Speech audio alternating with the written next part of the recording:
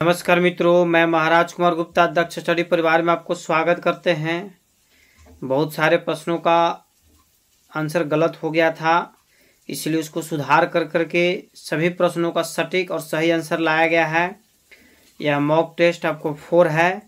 इसमें कुल 80 प्रश्न नहीं होकर के कुल 85 प्रश्न बच्चों डाले गए हैं।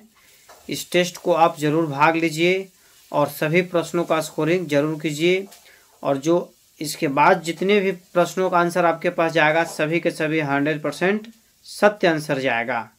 अतः बिना समय गवाए हुए प्रथम प्रश्न पर बच्चों बारीकी से ध्यान दीजिए। तबले में संगत सम्राट की पदवी किनको प्राप्त थी? तबले में संगत सम्राट की पदवी किनको प्राप्त थी?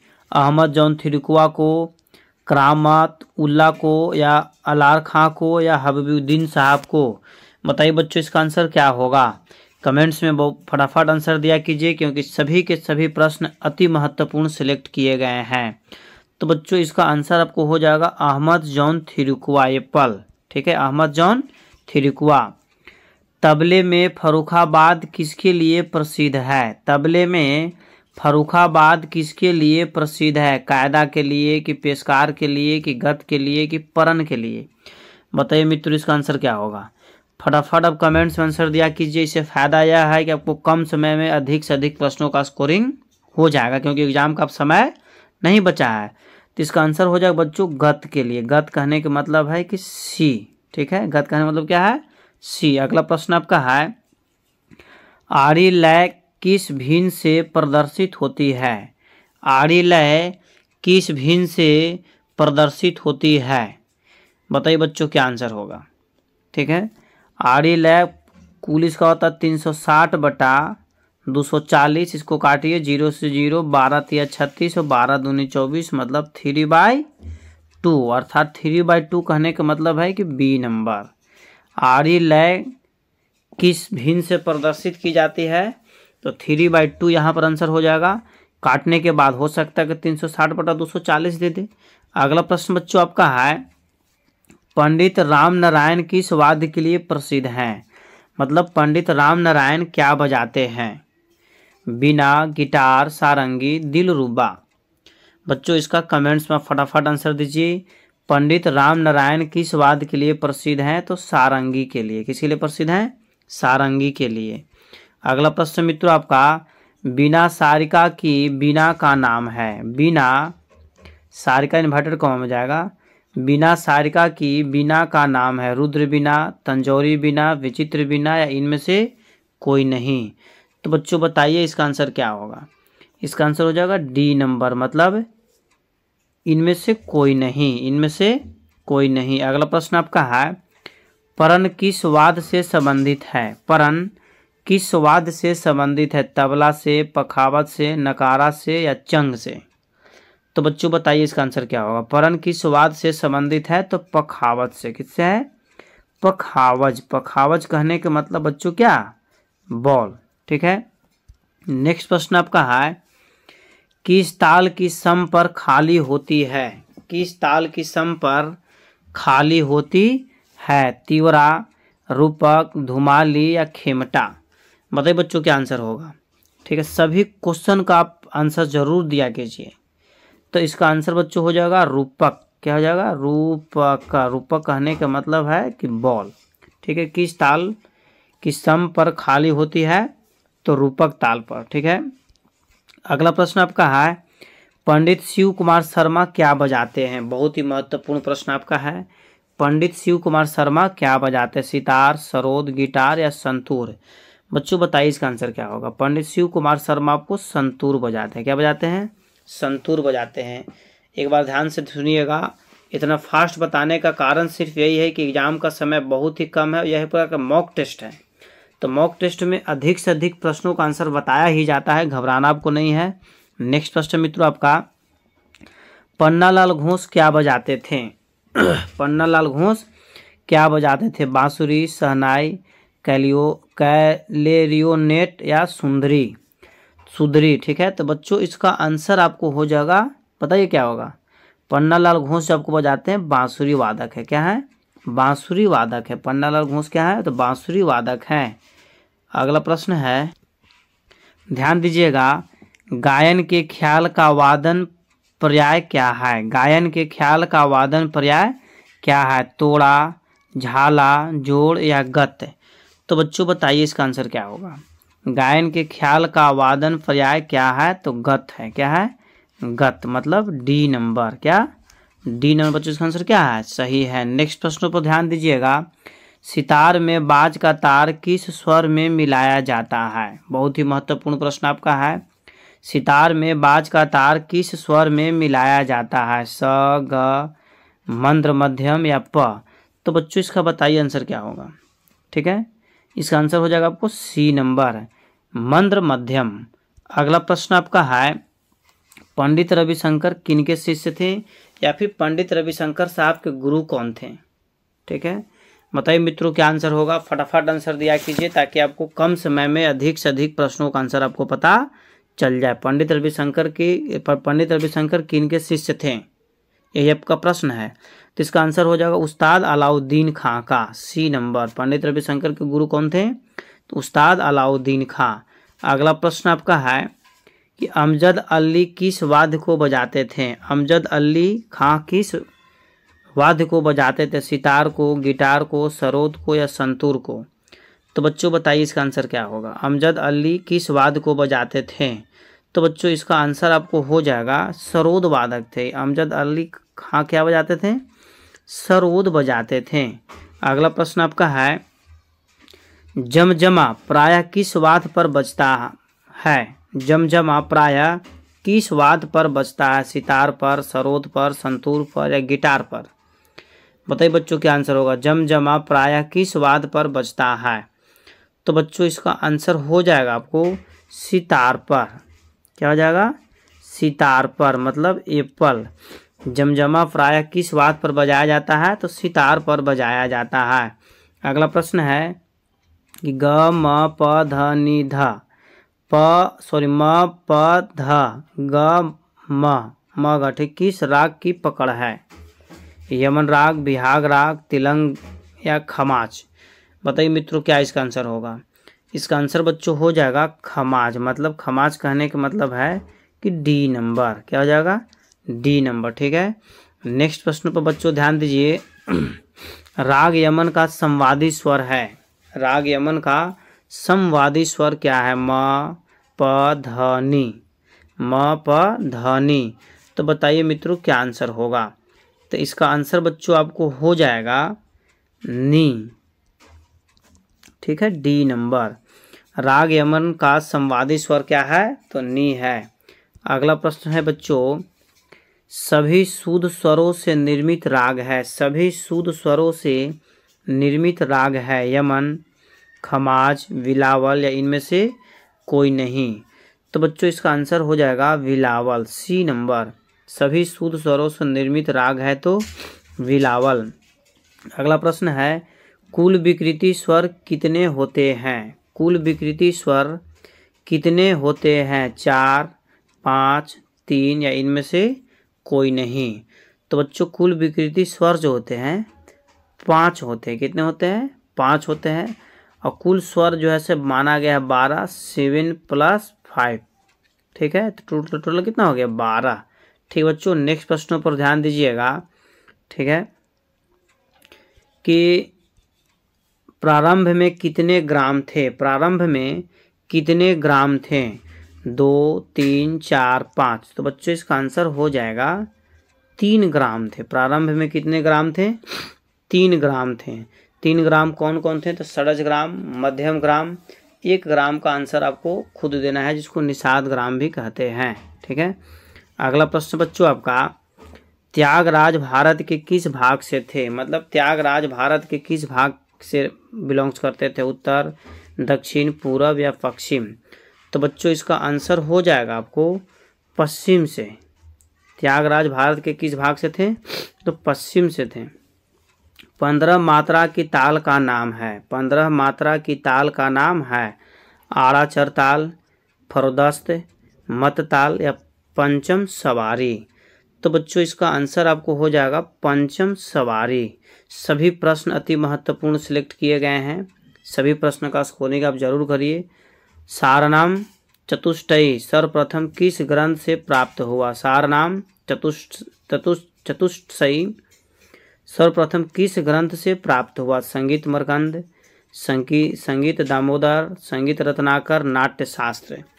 तो बच्चों इसका आंसर हो जाएगा नाट्य शास्त्र से। नाट्य शास्त्र को पंचवेद भी कहा जाता है। और नाट्य शास्त्र के लेखक जो आपको हैं, कमेंट्स में आपको आंसर देना है कि नाट्य शास्त्र के लेखक कौन है? भरत मुनि। अगला प्रश्न आपका है बाला साहिब पूंछ वाले किस गायकी के लिए प्रसिद्ध थे? बाला साहिब पूंछ वाले किस गायकी के लिए प्रसिद्ध थे? ध्रुपद, ख्याल, ठुमरी या टप्पा? तो बच्चों इसका आंसर क्या होगा बताइए, फटाफट आंसर दिया कीजिए। तो इसका आंसर आपको हो जाएगा मित्रों ख्याल के लिए। बाला साहिब पूंछ वाले किस गायकी के लिए प्रसिद्ध थे? तो ख्याल के लिए। अगला प्रश्न आपका है स और रे में कितनी श्रुतियाँ का अंतर है? स और रे में कितनी श्रुतियों का अंतर है? 2, 3, 4 या इनमें से कोई नहीं। तो बच्चों आंसर हो जाएगा 2, मतलब एप्पल। स और र में कितनी श्रुतियों का अंतर है? तो 2 श्रुतियों का अंतर है। अगला प्रश्न बच्चों आपका कि कुल कितनी श्रुतियाँ होती है? कुल कितनी श्रुतियाँ होती है? तो बच्चों 21, 22, 23, 24। बताइए फटाफट आंसर बताइए। इस प्रश्न का आंसर देना आपको अति आवश्यक है। कुल कितनी श्रुतियाँ होती है? तो 22 श्रुतियाँ होती है। कुल कितनी श्रुतियाँ होती है बच्चों? 22 श्रुतियाँ होती है। अगला क्वेश्चन है प्रणव भारती के लेखक का नाम है, मतलब प्रणव भारती किसने लिखा? पंडित ओंकारनाथ ठाकुर, पंडित बलवंत राय भट्ट, पंडित रामाश्रय झा, पंडित प्रदीप दीक्षित। तो बच्चों इसका आंसर हो जाएगा एप्पल, पंडित ओंकारनाथ ठाकुर। अगला प्रश्न है भाव रंग लहरी किसके नाम से जुड़ा है? भाव रंग लहरी किसके नाम से जुड़ा है? तो बच्चों पंडित ओमकारनाथ ठाकुर, पंडित बलवंत राय भट्ट, पंडित चित्तरंजन ज्योतिषी या पंडित प्रदीप दीक्षित। तो बच्चों इसका आंसर आपको हो जाएगा पंडित बलवंत राय भट्ट। बॉल नंबर पंडित बलवंत राय भट्ट। दिलरुबा वाद्य किस वर्ग का वाद्य है? दिलरुबा वाद्य किस वर्ग का वाद्य है? तंत्रवाद्य, घनवाद्य, अवनधवाद्य या सुशीर वाद्य? सुशीर वाद्य यहाँ पर होगा, स्प्रिंट लिखा जाता है, ठीक है। सुशीर वाद्य। बताइए बच्चों क्या इसका आंसर होगा? दिलरुबा वाद्य किस वर्ग का वाद्य है? तो बच्चों इसका आंसर हो जाएगा तंत्र वाद्य। दिलरुबा वाद्य किस वाद्य का वर्ग का वाद्य है? तो तंत्र वाद्य का है। नेक्स्ट प्रश्न पर बच्चों बारीकी से ध्यान दीजिए। रागों की पहचान किसके द्वारा होती है? रागों की पहचान किसके द्वारा होती है? स्वर समूह के आधार पर, मात्राओं के आधार पर, जाति के आधार पर, इनमें से कोई नहीं। तो बच्चों इसका आंसर हो जाएगा स्वर समूह के आधार पर। रागों की पहचान किसके द्वारा की जाती है? तो स्वर समूहों के आधार पर। अगला प्रश्न है कि राग का सरगम गीत क्या दर्शाता है? राग का सरगम गीत क्या दर्शाता है? रागांग, तालांग, लयांग या मात्रांग? तो बच्चों इसका आंसर हो जाएगा आपको रागांग। राग का सरगम गीत क्या दर्शाता है? तो रागांग को दर्शाता है। अगला प्रश्न है राग का वादी स्वर है? राग का वादी स्वर है।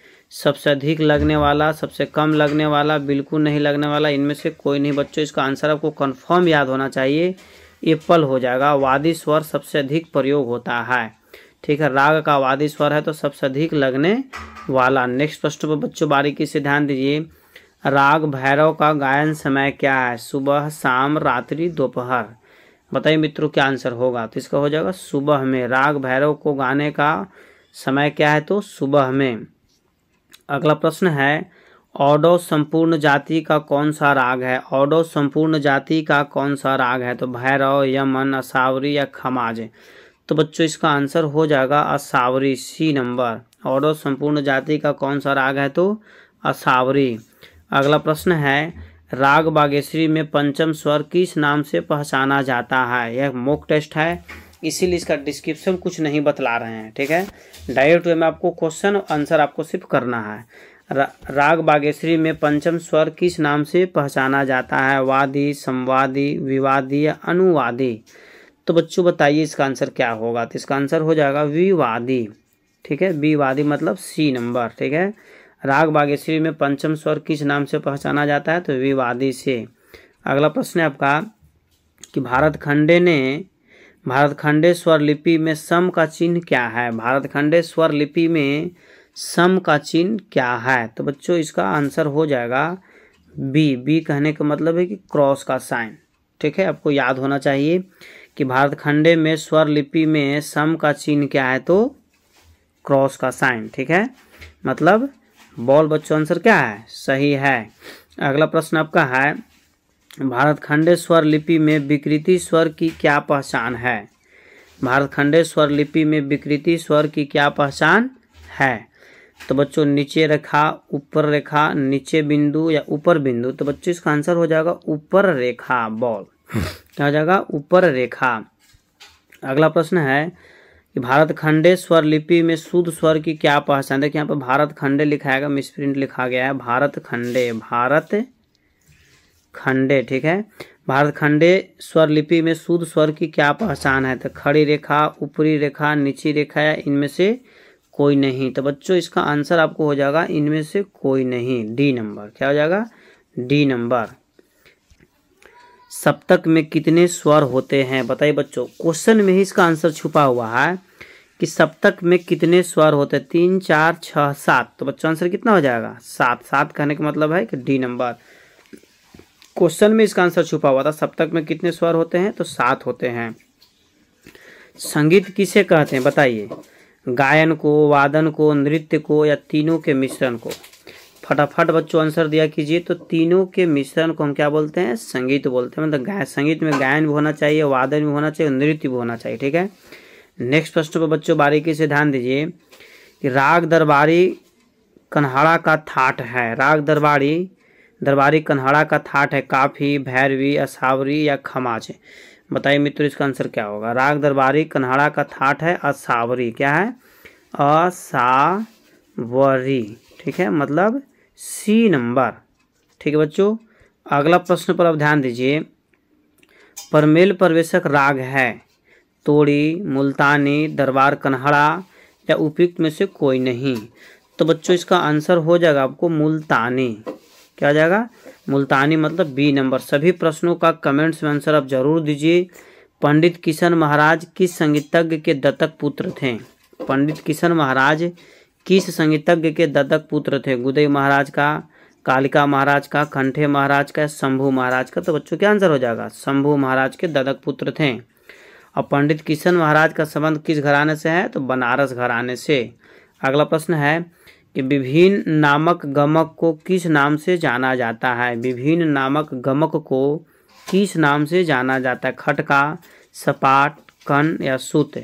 तो बच्चों इसका आंसर आपको हो जाएगा डॉग, सूत। ठीक है, विभिन्न नामक गमक को किस नाम से जाना जाता है? तो सूत के नाम से जाना जाता है। अगला प्रश्न है पंडित सारंग देव ने कुल कितने रागों का नामों का उल्लेख किया है? पंडित सारंग देव ने कुल कितने रागों के नामों का उल्लेख किया? 369, 264, 497, 306? तो बच्चों इसका आंसर हो जाएगा 264, मतलब बॉल 264 है।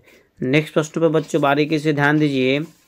सितार में कितने पर्दे बांधने से वह अचल ठाट का सितार कहलाता है? सितार में कितने पर्दे बांधने से वह अचल ठाट का सितार कहलाता है? 20, 24, 25 या उपयुक्त में से कोई नहीं? तो बच्चों इसका आंसर बताइए क्या होगा?